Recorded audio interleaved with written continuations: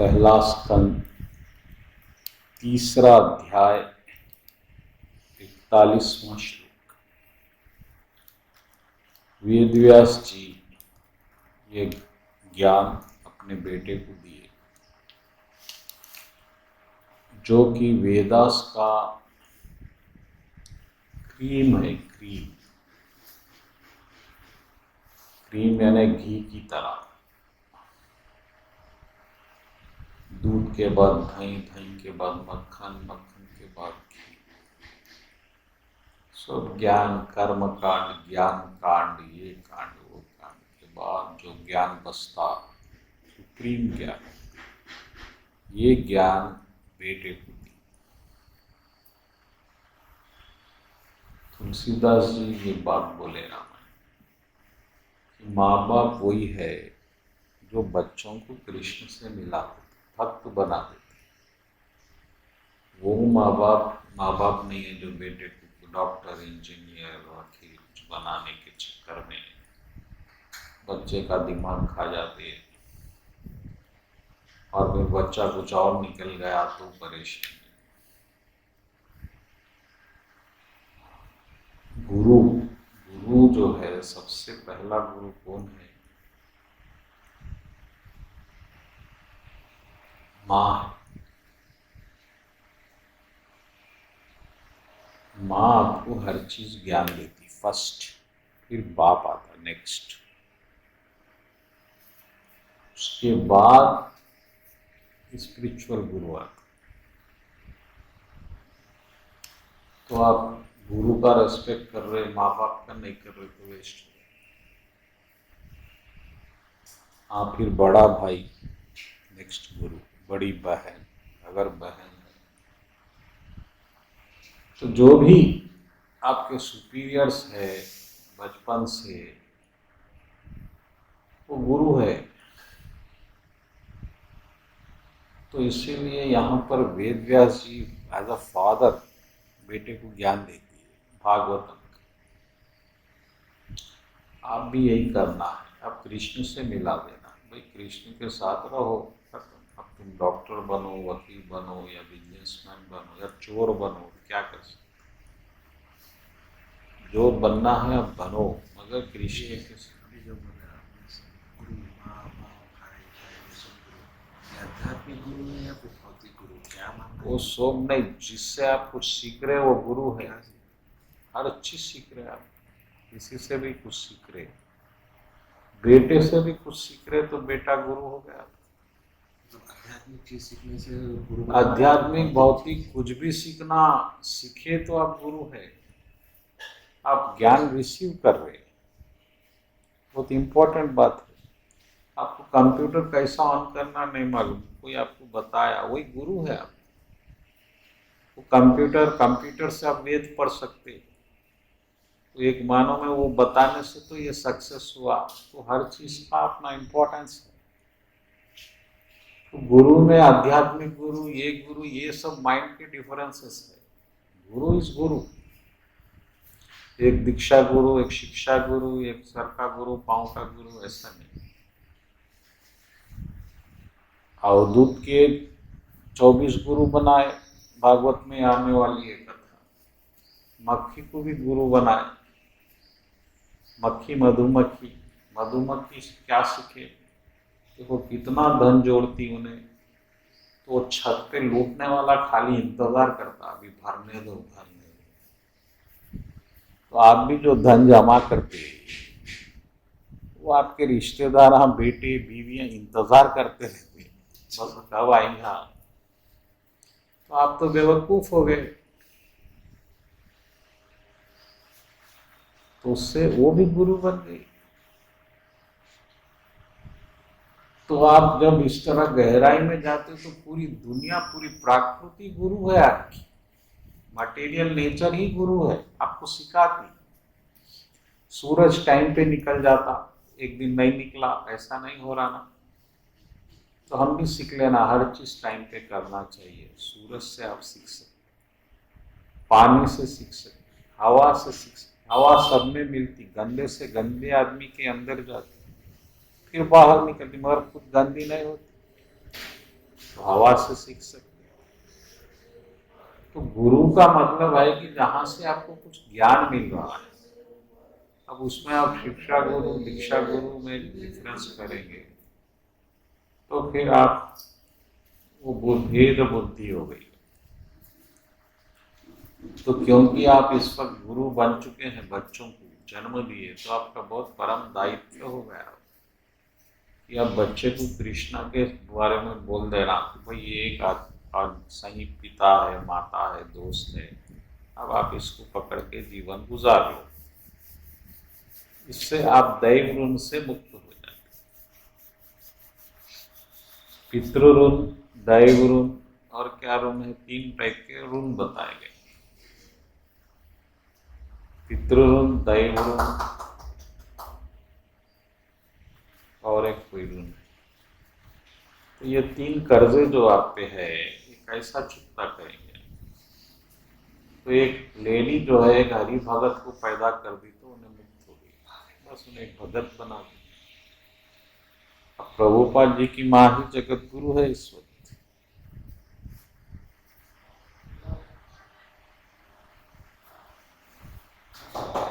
तो गुरु का मतलब ऐसा नहीं है कि जो कान में कुछ फूका आपको वही गुरु है, ऐसा नहीं।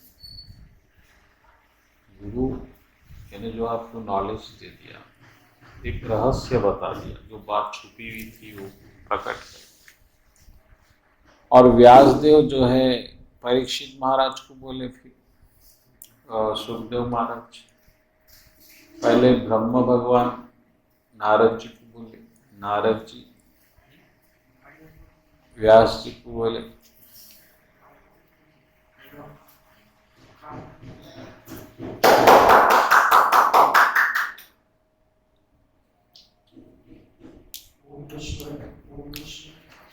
तो जो है इस तरह से एक ज्ञान एक के बाद आया। और परीक्षित महाराज एक संकल्प ले लिए कि मरने तक जो है मैं ना अन्न जल ग्रहण करूंगा, कुछ करूंगा, क्योंकि उनको मालूम है 7 दिन में मरना है। अब जो आदमी 7 दिन में मरना है, उन्हें क्या खाने के लिए क्या कोशिश करेगा?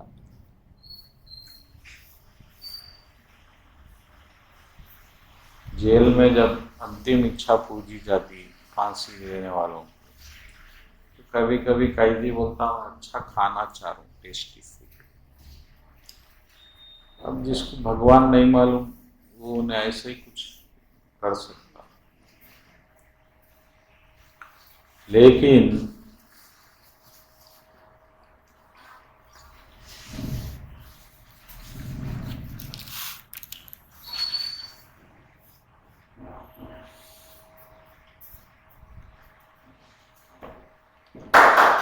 अब कृष्ण भगवान जब यहाँ से गुजर गए, अवतार अपना खत्म कर दिए, तो क्या चीज आपका सहारा रहेगा? तो ये श्रीमद् भागवत कथा रखी। अब आपको वही कृष्ण को एंजॉय करना है तो आप भागवत कथा का रस लेना हर वक्त। और स्पेशली अब कलयुग में जहाँ आदमी अल्पबुद्ध है, कंजूस है, ईर्ष्यावादी है और धोखेबाज है, छोटी टाइम अल्पायु भी है, ऐसे में भगवत कथा उसको बहुत फायदा दे सकती है। तो आप लोग भागवत कथा हमेशा सुनना, कोशिश करना। और मैं जो है बड़े ध्यान से सुना था, सुखदेव महाराज भी वहीं थे उस वक्त, सुत गोस्वामी, तो उन्होंने बोले मैं भी बड़े ध्यान से सुना। तो ध्यान से सुनना भी एक बहुत बड़ा कंडीशन है। जैसा मैं पहले बोला, बोलने वाले के 32 गुण है, तो सुनने वाले का एक ही गुण है कि ध्यान से सुनना। अब ध्यान से नहीं सुने तो फिर वो सुनना वेस्ट हो गया। इसलिए जब सत्संग हुई भागवत की, गोकर्ण धुंधलिका भाई के लिए भूत बन गया था। तो सब मुक्त नहीं हुए मगर धुंधली का मुक्त हुआ, क्योंकि उन्हें ध्यान से सुना। जब हम सुनने बैठते तो हमारा मन क्योंकि चंचल है, इधर उधर भागता, तो हम ध्यान नहीं दे पाते। ऐसा इस तरह से ये अध्याय खत्म हुआ। चौथे अध्याय पे जाएंगे, फिर आगे क्या हुआ देखिए। शौनक महाराज बोले, प्रभु थोड़ा और ज्ञान दो, बहुत हमारे को आनंद आ रहा है भागवत कथा में। ये पहले कैसा शुरू हुआ और फिर व्यास जी को भागवत लिखने की क्या आवश्यकता पड़ गई, ये बहुत इंपॉर्टेंट पॉइंट है। आप वेद लिख दिए, एक वेद था 4 वेद कर दिया। फिर आप महाभारत भी लिख दिए, 1 लाख श्लोक की महाभारत। फिर आप 18 पुराण भी लिख दिए, 17 पुराण।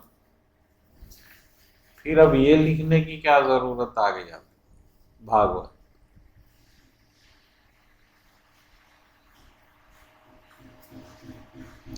जैसा कि आप घर में दिया जला दिए, रोशनी आ गई, और एक लाइट थोड़ी जलाएंगे, और एक दिया, फिर और एक दिया, आप बार बार दिए जला रहे तो आप बेवकूफ है। कितने दिए जलाएंगे आप, एक कमरे में एक दिया काफी है। आपको रोशनी से मतलब है, और वैसा तो वेद ही काफी है। कोई वेद का पंडित आते अभी तो आप जमीन पे गिर जाएंगे, पूरे वेद इनको ओरल आते महाराज, इतने बड़े महाराज। लेकिन वेद पढ़ने के बाद, ये महाभारत लिखने के बाद, यानी गीता भी महाभारत में आ गई, यानी गीता भी उसमें पढ़ लिए व्यास जी, वो लिख ही रहे हैं तो पढ़े ही होंगे। फिर पुराण, भविष्य पुराण, अखंड मार्कंडेय पुराण, ये पुराण, दुर्गा पुराण, वो पुराण, कितने 17 पुराण भी लिख दिए। अब और कौन से दिए की आवश्यकता पड़ गई महाराज। ये इंपॉर्टेंट बात। तो ये क्वेश्चन पूछे शौनक महाराज, अरे भाई जब वेद व्यास जी इतने ज्ञानी हैं और फिर हर आप रेगुलेटिव प्रिंसिपल्स फॉलो कर रहे, चलो आप कोई गलती कर रहे, आप 4 बजे उठ जा रहे, आप माला जप ले रहे, आप एकादशी कर रहे, कोई रूल्स में परफेक्शन है आपका, फिर और क्या जरूरत पड़ गई है भागवत की। ये क्वेश्चन आ गया।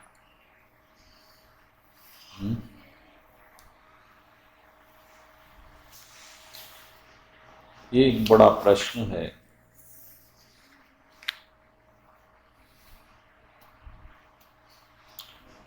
तो वेद व्यास जी जैसा कि अपने बेटे के साथ जा रहे थे और वहाँ लोग नहा रहे थे, कुछ माताएं बहनें, तो अचानक वेद व्यास जी को देख के वो लोग कप छुपा लिए कपड़े वपड़े ऐसा, और उनके बेटे को कुछ नहीं छुपा रहे, वो आराम से चले गए। जबकि फिर उनका बेटा तो कोई किताब नहीं लिखा, कोई वेद नहीं लिखा। ये क्या बात, क्या डिफरेंस।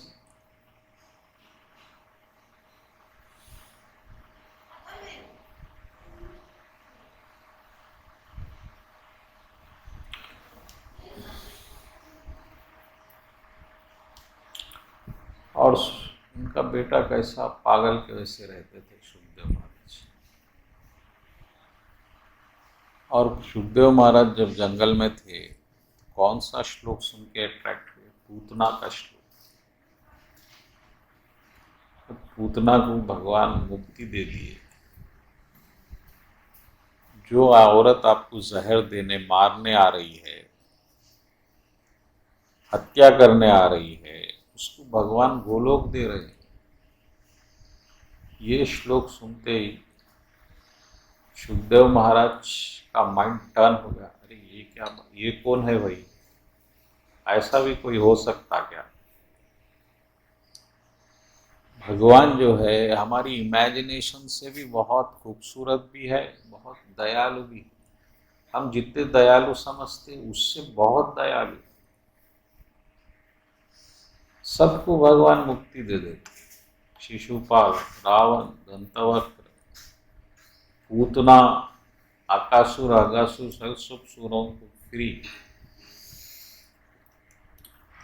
इतने दयालु भगवान।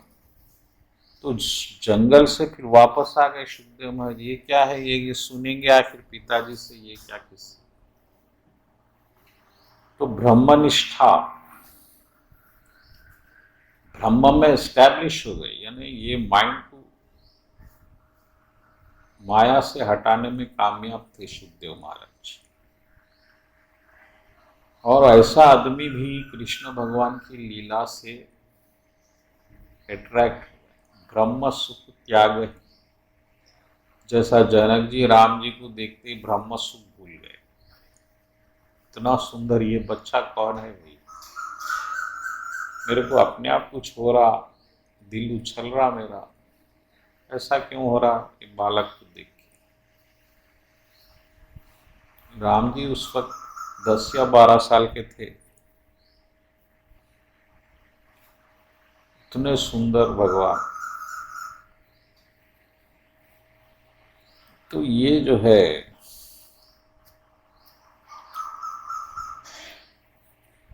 एक कोई चीज है जो वेद व्यास जी इतना करके भी अभी नहीं पा सके, और जिसके बिना आपका माइंड सेटिस्फाई नहीं हो सकता। हरितोषणम, पहले भी अपन कर, हरि हरि भगवान सेटिस्फाई नहीं हुए आपसे तो आप कभी सेटिस्फाई नहीं हो सकते। आपको ऐसा दिखता मैं कुछ और करना है। आप माले जप रहे हैं, सुबह उठ रहे हैं, दर दर चिल्ला रहे हैं राम हरे कृष्ण मंत्र, फिर भी आप सेटिस्फाइड नहीं। अगर नहीं है तो आप कुछ और करना है। कृष्णा को आप सेटिस्फाई नहीं कर सकते, क्योंकि कृष्ण सेटिस्फाई हो गए तो आप सेटिस्फाई हो जाए। ये निशानी है। और इस तरह से और फिर परीक्षित महाराज के भी एक प्रश्न है। परीक्षित महाराज ऐसा कैसा सब छोड़ के आ जाते, क्योंकि एक उनका शरीर जो है राजा का शरीर है, और राजा का शरीर राजा के लिए नहीं होता, तो प्रजा के लिए होता। आप प्रजा के त्याग के लिए आप ये नहीं सोच रहे मैं चले जाऊंगा तो प्रजा का क्या होगा। आपका दिल बोलो, आप गंगा के पास आ गए, बैठ गए, सब त्याग दिए। विभीषण जब राम जी के पास आए तो क्यों आए, बोलिए। उनका रावण अपमान करा, नहीं।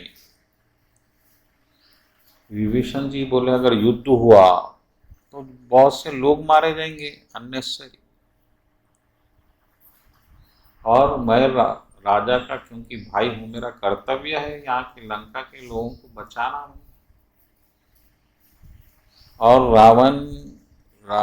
भगवान राम से दोस्ती करने का कंडीशन रखे विभीषण जी, आप इतना सा वर दो प्रभु कि युद्ध में कुछ भी हो मेरे पब्लिक को नुकसान आप नहीं करेंगे। अब यूक्रेन वो वॉर हो रहा है, लोग मर रहे हैं, वो बम कोई भी बस्ती में गिर जा रहा, सब मर जा रहे। फिर ऐसे ही अगर लंका में तो निर्दोष प्रजा राजा के लिए मर जाएंगी, उन्हें सीता को उठा के ला लिया, इधर लोग मर रहे हैं। तो विभीषण जी का इतना निस्वार्थ भाव है कि मैं मेरे प्रजा को बचाऊंगा, ऐसा सोच के उन्होंने वहां पर मेरे को भाई अपमान करा बोल के नहीं। और भगवान राम वर दिए, ठीक है मैं वर देता हूं, हम लड़ाई भी बाहर करेंगे लंका के, और कोई एक आदमी भी लंका को नुकसान नहीं पहुंचाएंगे। तो परीक्षित महाराज भी इधर आ गए हैं, आप प्रजा का कुछ नहीं सोच रहे, अब आ गए अपने फायदे के लिए। ऐसा कैसा कर सकते परीक्षित महाराज, बल्कि ये प्रश्न शौनक महाराज पूछे। ऐसा कैसा आ गए? और क्यों मरने तक व्रत कर रहे? जबकि एक भगत तो दूसरों के लिए जीना चाहिए, यहाँ तो भगत अपने लिए जी रहा है, अपनी मुक्ति, अपनी भक्ति। प्रजा मरे तो मरे, ये कैसी भक्ति है भगवान? बोलो। अब शुद्ध गोस्वामी क्या बोले देखिए। एक बार एक दिन सुबह व्यास जी अपनी पूजा पाठ करके बैठे।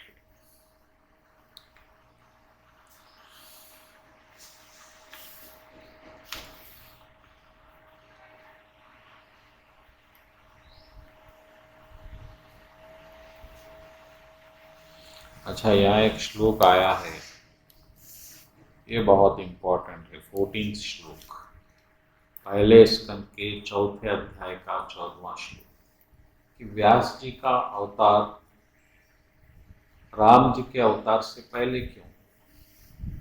जबकि व्यास जी तो कृष्ण युग में आए, राम जी तो त्रेता युग में आए, फिर द्वापर युग की बात पहले कैसा लिख दी गई? तो ये श्लोक में बताया गया कि जब कृष्ण का अवतार हुआ तो द्वापर युग त्रेता युग से पहले आ गया। ओवरलैपिंग है। वो एक बार, एक कल्प में एक ही बार होता, क्योंकि एक कल्प में एक ही बार कृष्ण आते, एक हजार, जबकि दूसरे अवतार 1000 बार हो जाते,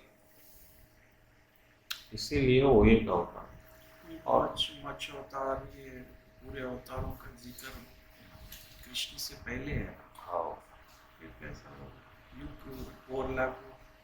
युग ओवरलैप यानी उस वक्त जो त्रेता होना चाहिए वो पहले, वो बाद में होने होगा, उसके बाद शायद मत्स्य अवतार वो तो सतयुग में ही हो गए।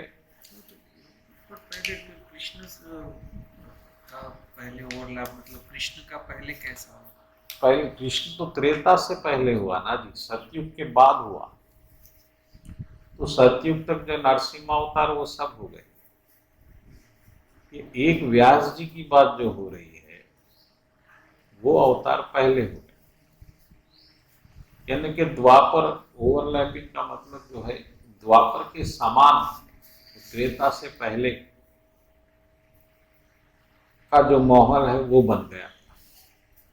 इसका दूसरा जवाब ये भी है कि वेद व्यास जी, वेद व्यास जी यानी वेद व्यास जी वो पोस्ट है, और जैसे ही त्रेता युग शुरू हुआ तो वेदास जब तक एक था सतयुग में, उसको डिवाइड करने की पॉलिसी शुरू हो गई।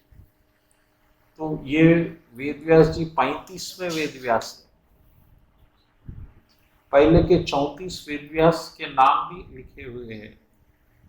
तो हर युग में वेद को डिवाइड करने के लिए एक नया सेज आते रहता है। सब कलयुग में भी होंगे, हो सकता कोई और वेद व्यास भी। नेक्स्ट, वेद व्यास, इनका नाम असल कृष्ण द्वैपायन व्यास जी है, वेद व्यास इनका नाम नहीं। जैसा प्राइम मिनिस्टर एक पोस्ट है, मोदी जी इनका नाम है। तो ऐसे 35 वेद व्यास, पहले 34 हो चुके हैं, ये 35वें वेद व्यास।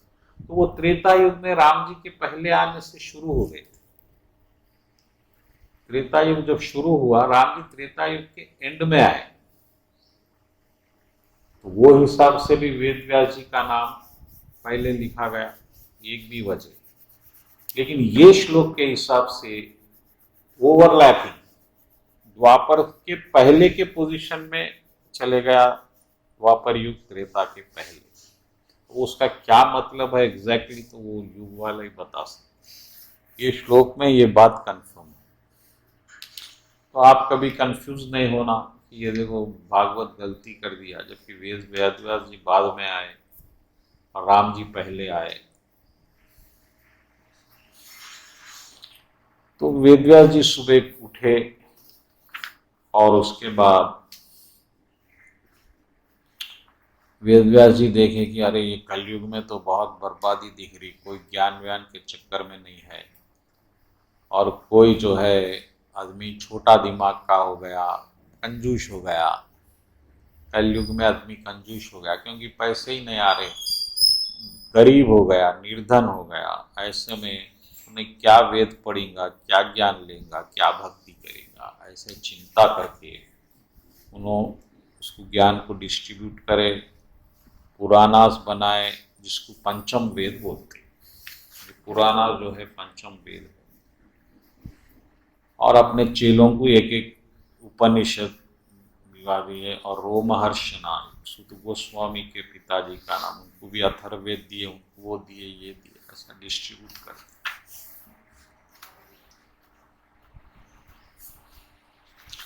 और औरतों के लिए और बिजनेसमैन, छोटे दिमाग के लोगों के लिए महाभारत भी बना।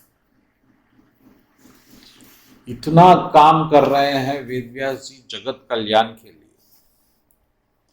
जबकि हम तो ऐसा कुछ कर भी नहीं सकते। हम तो भिखारी को भी 2 रुपए देने में 10 बार सोचना पड़ता, क्योंकि हमारे पास हम ही बड़े भिखारी हैं, हम क्या देंगे उसको। लेकिन ये सब करने के बाद भी वेदव्यास जी का मन सेटिस्फाइड नहीं, अतृप्त है। इसमें क्या है देखिए, वो शब्द लिखा गया है।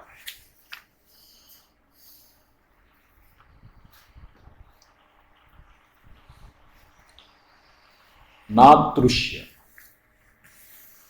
वेद व्यास जी का माइंड डिससेटिस्फाइड है। बस ये एक कारण है, इतने धर्म बन गए। अगर आपका माइंड सेटिस्फाइड है तो आपको मंदिर आने की जरूरत ही नहीं है। आपका माइंड अगर तृष्य है, तृप्त है, तृष्य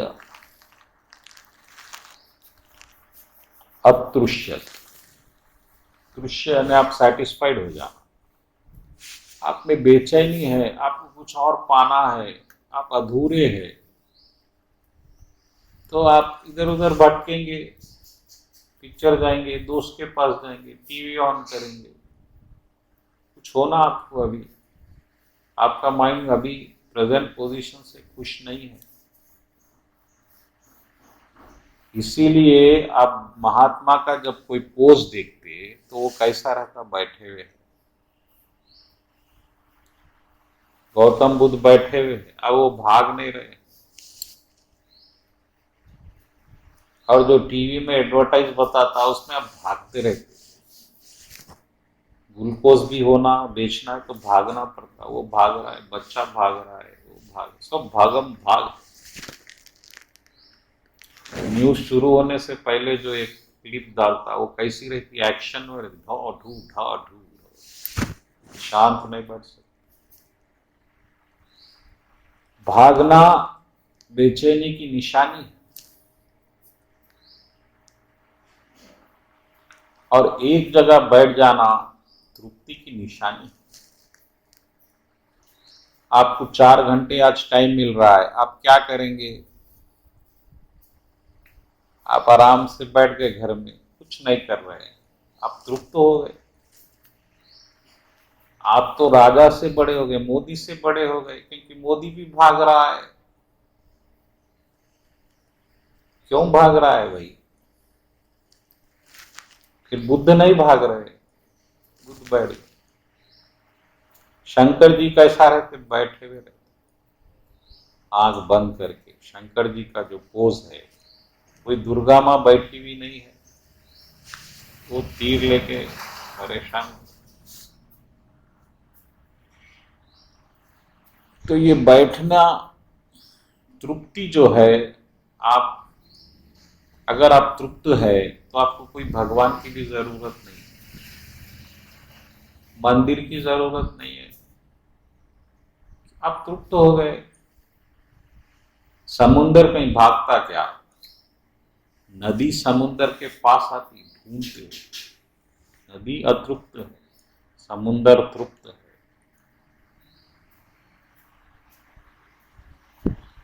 हम सब भाग रहे हैं, हमको ये होना, वो होना, मैच होना, क्रिकेट होना, ये होना, फिल्म होना, पैसे होना, कार होना, बंगला होना, बच्ची होना, बच्चा होना।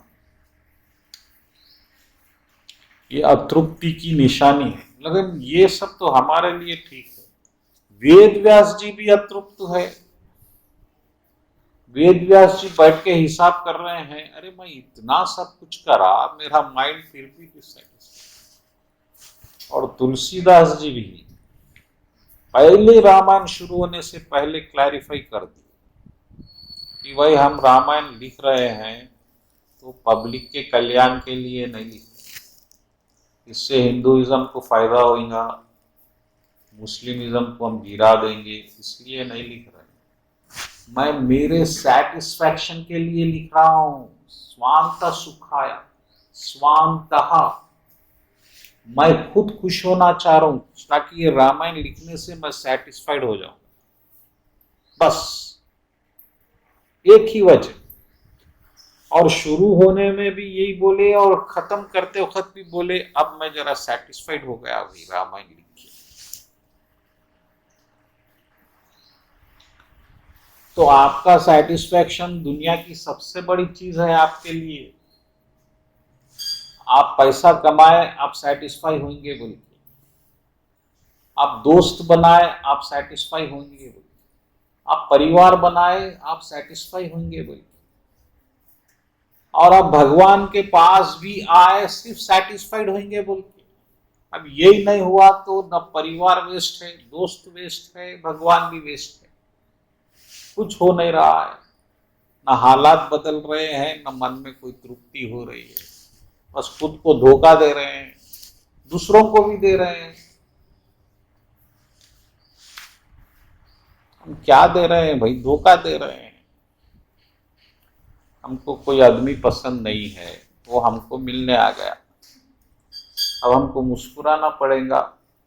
अब दिल में कितनी बदमाशी क्यों ना हो, अरे आओ श्रीवास्तव जी आइए, आप तो आते ही नहीं, हमारे गरीबों पे दया नहीं करते। फिर वो जाते गाली देंगे, अब बदमाश सुबह सुबह आ गया। और वो भी ऐसा ही है, उसको भी आपसे कोई प्यार नहीं। पूरी दुनिया एक दूसरे को धोखा दे रही, न पत्नी को पति से प्यार है, न पति को पत्नी से प्यार है, लेकिन रह रहे हैं कोई दूसरी वजह बना के। हर जगह छल कपट, क्योंकि सब अतृप्त, तृप्ति नहीं है। आपको ऐसा नहीं दिख रहा है बस है भाई, अब सब कुछ मिल गया, राजा से लेके रंक तक, इंसान से लेके जानवर तक, सब भाग रहे हैं, भाग रहे हैं। भागना निशानी है अतृप्ति। आप देखो मंडे के सुबह पूरा ट्रैफिक जाम हो जाएगा, सब भागते रहते, फिर शाम में देखो सब आते रहते, इतनी भागम भाग है, ये अतृप्ति की निशानी है। और वेद व्यास जी जैसे लोग जो अपनी भक्ति सही कर रहे हैं, तपस्या सही कर रहे हैं, ब्रह्मचार्य है, परिवार भी नहीं बनाए, जो गुरु उनको बोले वो पूरा फॉलो कर रहे हैं, इतना काम कर दिए जगत कल्याण के लिए, लेकिन मन अतृप्त ही है।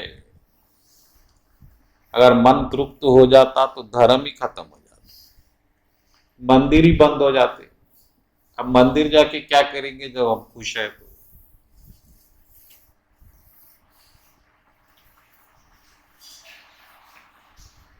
ये बड़ा इंपॉर्टेंट पॉइंट। और वो अतृप्ति माइंड की मिटाने के लिए भागवत बनाई गई। और ये चैलेंज है, अगर आप भागवत में डूबेंगे, पढ़ेंगे, समझेंगे, वो आपका माइंड सेटिस्फाइड हो जाएगा। फिर अब आप कोई रिश्ते नहीं बनाएंगे, कोई दोस्त नहीं बनाएंगे, अंधविश्वास नहीं रखेंगे, भगवान से भी डरेंगे नहीं, भगवान से प्रेम करेंगे। अभी जो भक्ति कर रहे हैं आप डर के कर रहे हैं, नहीं जाऊंगा तो क्या हो जाएगा, नहीं करूंगा तो क्या हो जाएगा, आपका नाश हो जाएगा, ऐसा डर है आपको, नाश हो जाएगा। आदमी डरता, मन मिटने से डरता, अहंकार, क्या हो जाएगा, आज रथ खींचने में नहीं गया तो क्या हो जाएगा, लास्ट टाइम तो गया था, कुछ काम भी नहीं है, कृष्ण बोलेंगे अब इतना बड़ा होगा इसको बर्बाद करो, फिर कृष्ण घूम गए दिमाग कृष्ण का तो क्या हो जाएगा। इतना डर है हमारे। जो कृष्ण भगवान पूतना को गोलोक दे रहे हैं वो क्या हमारा बुरा करेंगे?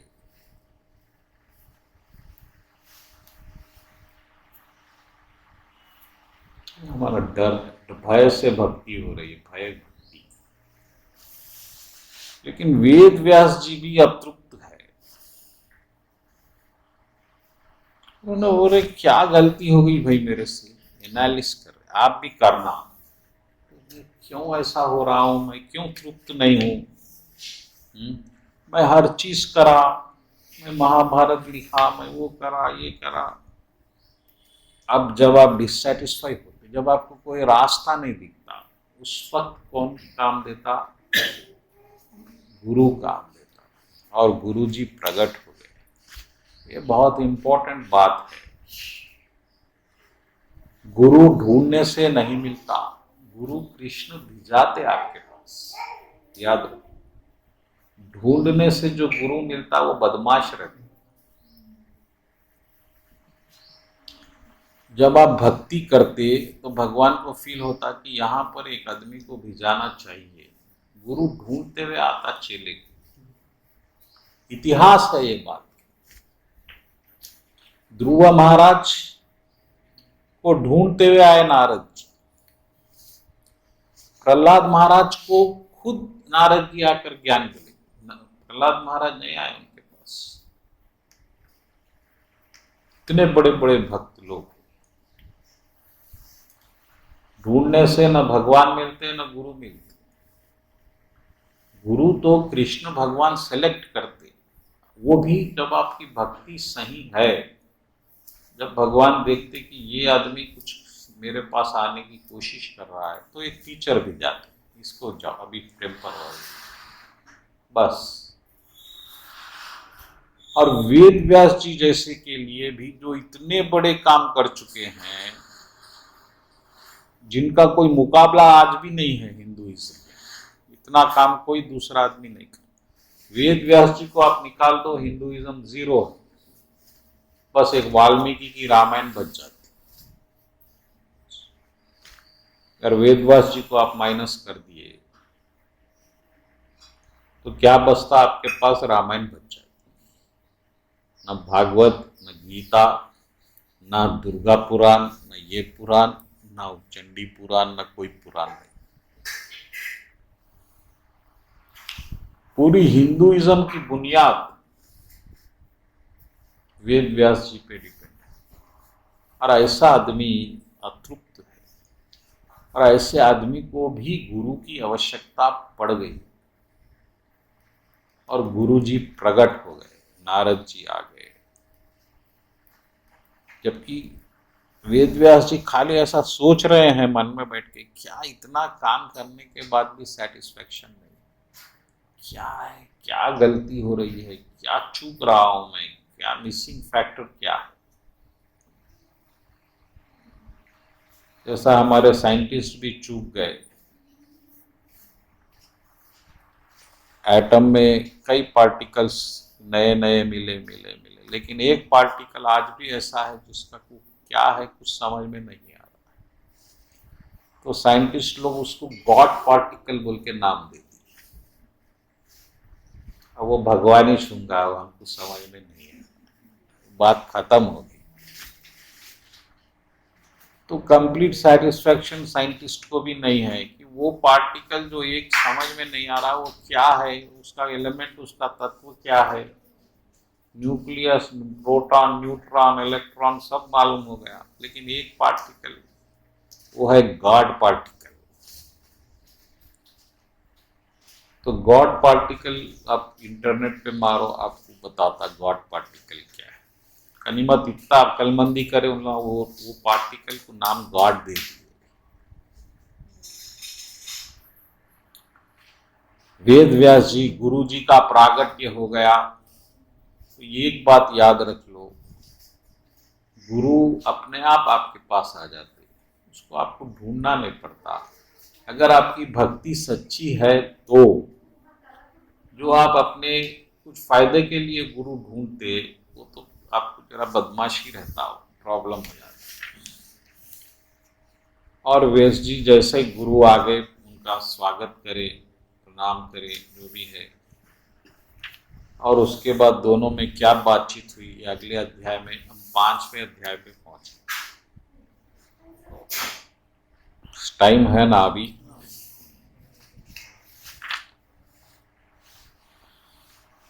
और नारद जी क्या पूछे देखिए पहले शिष्य से, क्या प्रभु आप प्रसन्न तो है?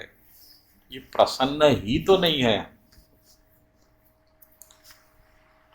और हम झूठ बोलते लोगों से, क्या प्रभु सब सब ठीक, आराम, बस हरि कृपा है। जबकि आप कितने दुखी है, आपके दिल को मालूम है। ये हमको आदत हो गई झूठ की। आप ऐसा नहीं बोल सकते, नहीं प्रभु बहुत दुखी हूं मैं। सच बोले तो बोलो सच। नहीं है जी, हम खुश, बहुत परेशानियां हैं, तुम सॉल्व करते।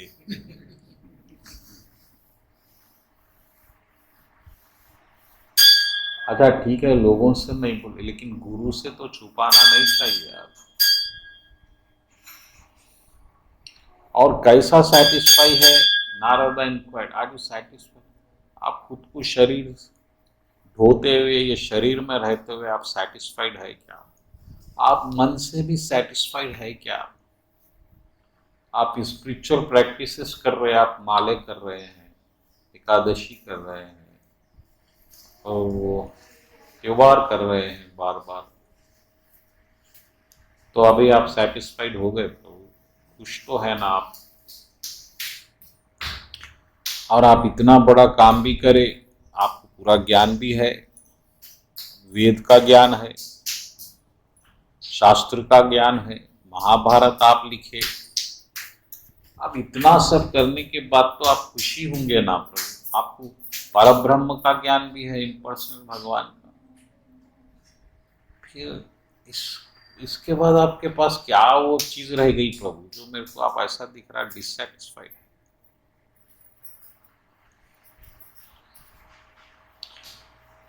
तो वेद व्यास जी तुरंत गुरु जी के शरण में हो गए।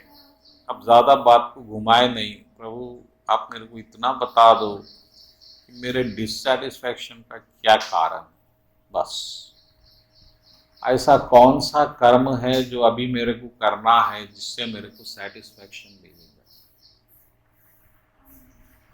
अब ये बात वेदव्यास जी के लिए नहीं, हम सबके लिए भी है, क्योंकि शायद जैसा वेदव्यास जी सेटिस्फाई हो गए ये करने, हम भी सेटिस्फाइड हो गए।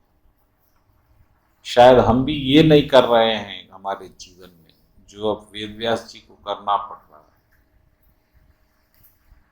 कितने अशांत है हम लोग, देखो छोटी सी बात पे गुस्सा हमको टेक ओवर कर लेता, छोटी सी बात, बड़ी बात नहीं।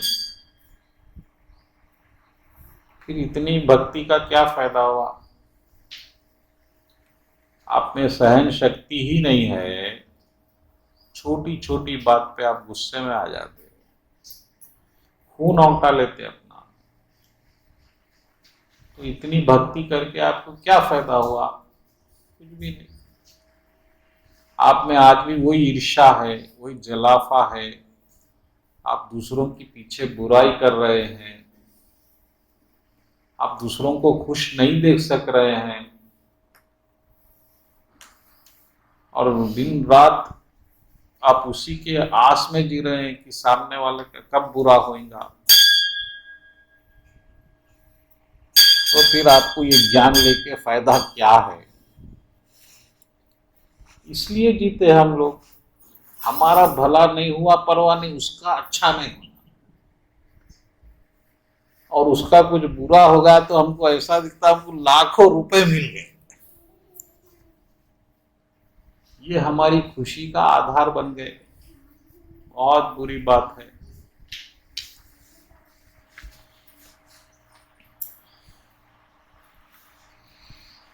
ये सब का वजह क्या है भगवान? अब नारद जी को पूछ रहे वेद व्यास जी, अरे प्रभु आप तो जो है परम ज्ञानी है, अंतर्यामी है, आप हर जगह है, आपको परमात्मा के बार के दर्शन होते, अब बताओ मेरे में ऐसी क्या खराबी है।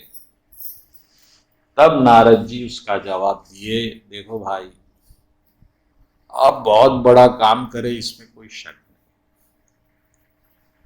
मगर ना तथा वासुदेवस्य महिमा हानुवर्णिताः। आप कृष्ण भगवान का कीर्तन नहीं करें। कीर्तन का मतलब ताले बजाना नहीं, तारीफ करना। कीर्तन बोले तो आप भगवान की जो तारीफ करते उसको कीर्तन बोलते।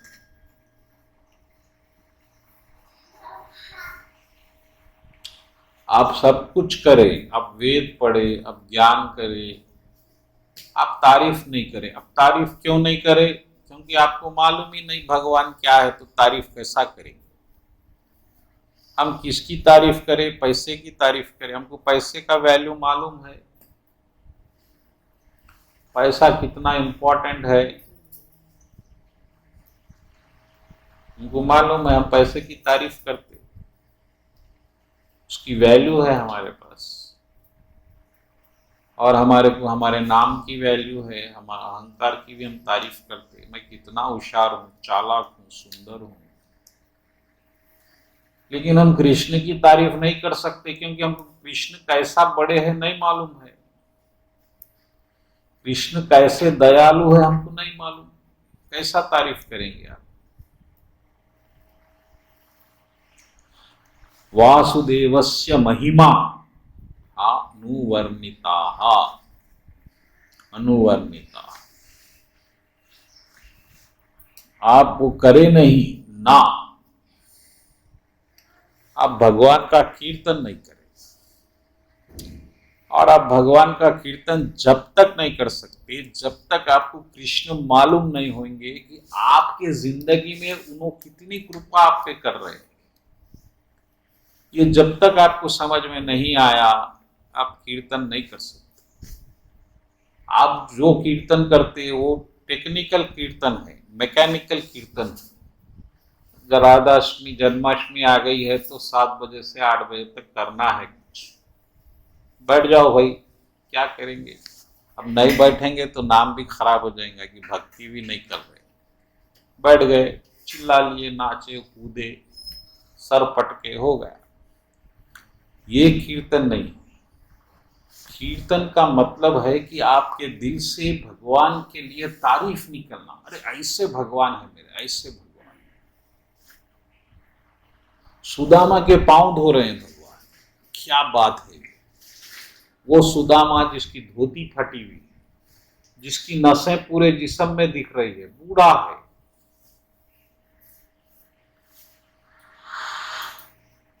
उसको गद्दी पे बिठा दिए भगवान, और मां लक्ष्मी पंखा कर रही है, और भगवान पांव धो रहे हैं। और पांव धो रहे हैं तो आंसू इतने निकल रहे हैं भगवान के कि वो आंसुओं से पांव धुले गए, वो घड़ा वैसा ही रह गया। ये कौन कर सकता बोलिए? हमारे भी दोस्त है, कभी दोस्त घर आ गया, दरवाजा मारा तो हम पहले बीवी से डर के, अरे बाहर ठहर गए, अभी आता हूं, कहाँ अंदर आएंगा, फिर एक परेशान।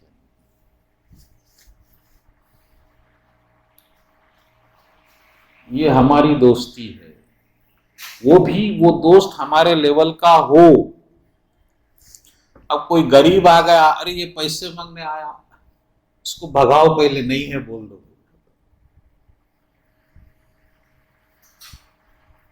ये पैसे मांगता आके, इसको पहले बढ़ाओ फकीर। तो हमारे दिल में, भगवान के दिल में इतना अंतर है। भगवान को दोस्ती की महिमा का ज्ञान है, एक दोस्त क्या होता। और जैसे ही सुदामा आए, भगवान भागते हुए आए, अपनी चादर, अपनी शॉल जो थी वो गिरी हुई है, उसको गले लगा रहे हैं, और पूरे महल में सब परेशान, ये कौन है भाई? पहले तो आज तक कभी नहीं दिखा।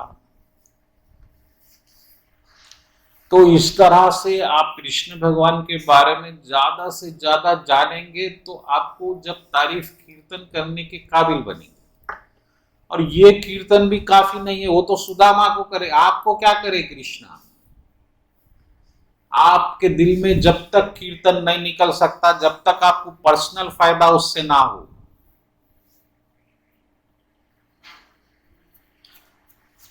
मदर तेरेसा बहुत दान करी, गरीबों को देगी, लेकिन हम क्या करेंगे? आप मदर तेरेसा की थोड़ी तारीफ कर रहे, हमको क्या कर, हमारे को तो कुछ नहीं करी, हम तो फकीर ही है।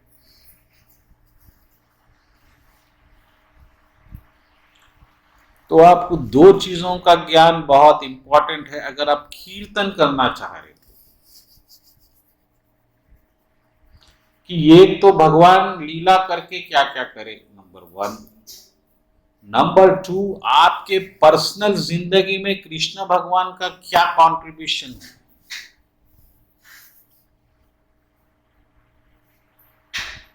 कि अभी आप जी रहे हैं, आप पैसों के लिए स्ट्रगल कर रहे हैं, आप घर में शांति के लिए स्ट्रगल कर रहे हैं,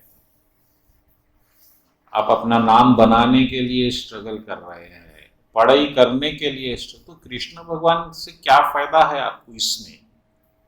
ये बात जिस दिन आपको समझ में आ गई, उस दिन वो कीर्तन अपने आप होगा। फिर आपको कोई मंदिर आके करताल लेके बैठने की आवश्यकता नहीं, आप जहां बैठेंगे वहां कीर्तन होगा।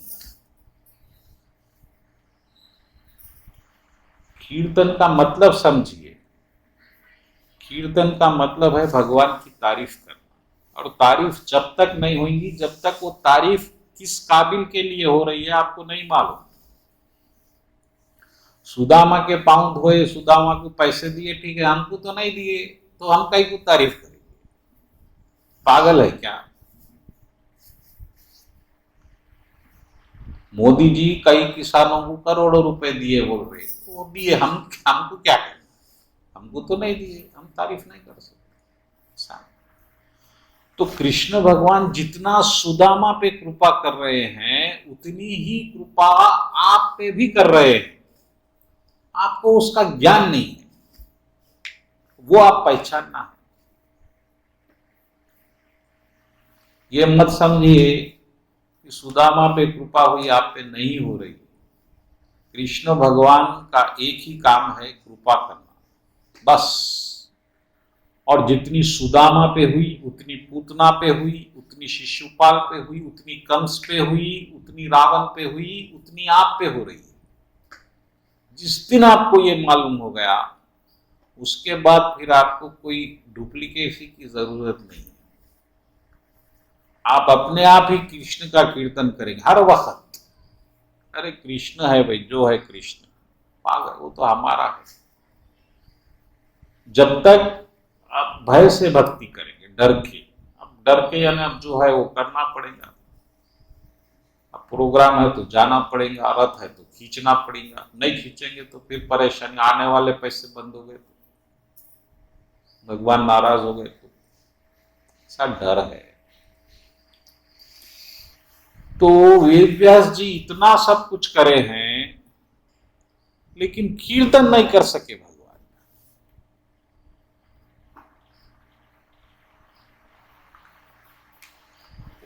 तो कीर्तन के लिए आपको मालूम होना चाहिए कि कृष्ण भगवान आके करे क्या। वो मालूम करने के लिए आपको श्रीमद् भागवत कथा पढ़ना जरूरी है। जब आप भागवत कथा को समझेंगे तो कृष्ण भगवान का ग्रेटनेस समझ में, जरासंध को मार दिए भगवान, वो सम्राट है उस वक्त, और उसके बेटे को राजा बना दिए, सहदेव को। अगर आप कोई चीज जीत लिए तो क्या आप उसके बेटे को राजा बना के आएंगे? इधर राम जी लंका जीते, विभीषण को राजा बना के आ गए, उधर बाली को मारे, सुग्रीव को राजा। भगवान को कुछ चाहिए ही नहीं। तो ये तारीफ के काबिल है ये बात, ये आपको मालूम हो जाएंगी तो आप फिर तारीफ करेंगे, ये बात करेक्ट। जरासंध जैसा दुश्मन जो 17 बार प्रभु से लड़ा, 18 बार युद्ध करा, उसको मारने के बाद भगवान उसका राज लिए नहीं अपने राज में, उसके बेटे को राजा बना। इतने ऐसे एग्जाम्पल्स है भगवान के, तो हमको नहीं मालूम तो हम कैसा कीर्तन करेंगे? कीर्तन का मतलब आप 1 घंटा कुछ गा लिए, वो कीर्तन नहीं है, वो तो एक मजबूरी है। क्यों कर रहे हैं वो? क्योंकि वो ऐसा बताया गया है कि भाई करना चाहिए, पूजा में फेस्टिवल है 1 घंटा कीर्तन होना, ठीक है। हाँ, होली है तो नगर कीर्तन कर लो, और कुछ बारिश आ गई तो आप कोशिश भी नहीं करेंगे नगर कीर्तन की, ठीक है, बारिश आई ना, मेरी तो गलती नहीं, वो कृष्णा की गलती, बच गया, एक खुशी हो जाएगी, दुख नहीं होगा, बच गए, वही बला टली, कहा गाते हुए जाओ रोड पे, बारिश आ गई, हम क्या करें?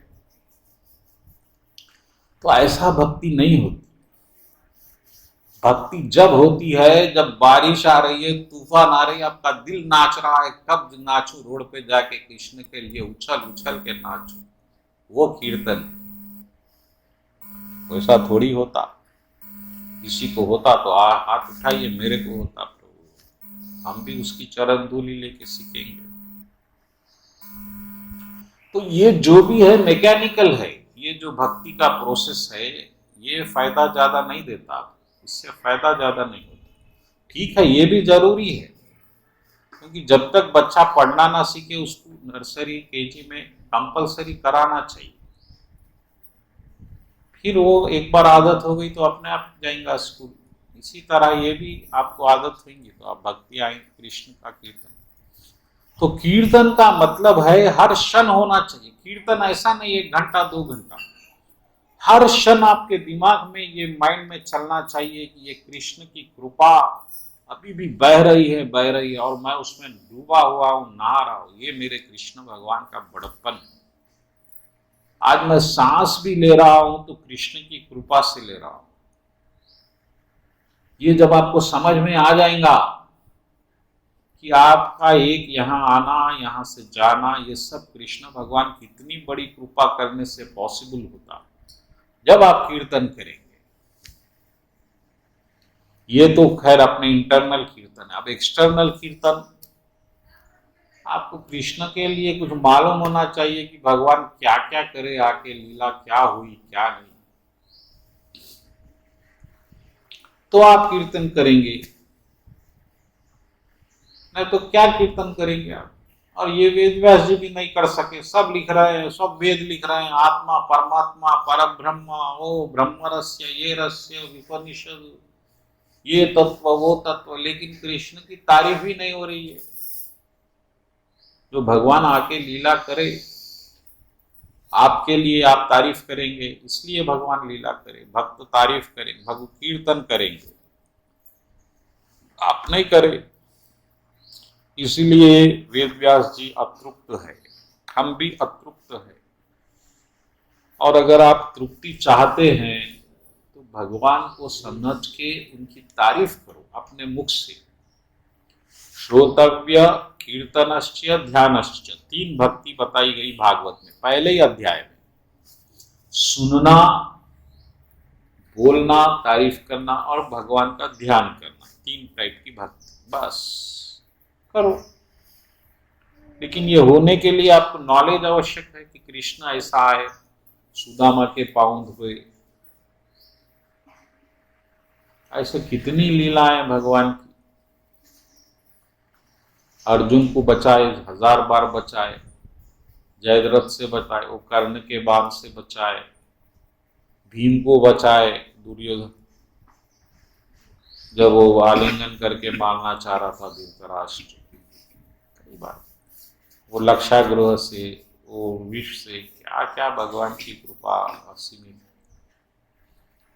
तो ये सब आप भागवत सत्संग से आप सुनेंगे तो आपको समझ में आएगा। अभी समय हुआ है, राइट, तो अगले हफ्ते हम फिर कथा को प्रारंभ करेंगे। अब वेद व्यास जी क्योंकि कीर्तन नहीं करे, गुरु जी समझा दिए कि भाई आप कीर्तन करो, यानी कृष्ण की तारीफ करो, कृष्ण को समझो, फिर बोलो, अपनी कृपा सबको बोलो, देखो मैं भक्ति कर रहा हूं, मुझ पे ऐसी कृपा है, तुम भी करो, तुमको भी। सबसे बड़ा दान क्या है? आप कृष्ण को बताइए लोगों को, ये सबसे बड़ा दान है। क्योंकि अगर मैं 1000 रुपये भी आपको दान दूंगा तो 2 दिन में खत्म हो जाएंगे, आप भूल जाएंगे। लेकिन एक बार कृष्ण दे दिया तो कृष्ण भगवान आपको जन्म जन्म साथ देंगे कृपा करके। तो आप दूसरों को कृष्ण दीजिए, ये है प्रवचन। ये क्या है? आध्यात्मिक एक्टिविटी, स्पिरिचुअल यज्ञ है, ज्ञान यज्ञ। ये कीर्तन है। तो अब आप कीर्तन करिए। कीर्तन 24 आवर्स होना है, ऐसा नहीं है 1 घंटा 2 घंटे करे, 5 घंटे करे, ऐसा नहीं। हर सांस आपकी कीर्तन बन जाना, क्योंकि हर सांस कृपा की मोहताज है, कृपा पे डिपेंड है। बस बोलो कृष्ण कन्हैया लाल जी की जय। 5th chapter 9th shloka, 1st canto.